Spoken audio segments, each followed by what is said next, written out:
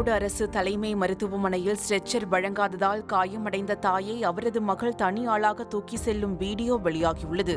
பெரியவலசு பகுதியைச் சேர்ந்த மூதாட்டி சொர்ணா என்பவர் சாலையில் நடந்து சென்றபோது இருசக்கர வாகனம் மோதியதில் காயமடைந்துள்ளார். தாயை மீட்ட அவரது மகள் வளர்மதி ஈரோடு அரசு தலைமை மருத்துவமனைக்கு அழைத்து சென்றார்.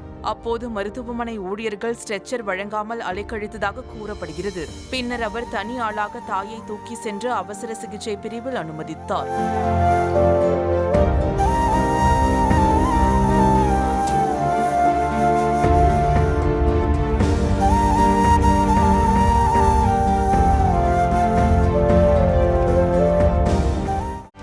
செய்திகளை உடனுக்குடனும் துல்லியமாகவும் தெரிந்து கொள்ள சப்ஸ்கிரைப் பண்ணுங்க.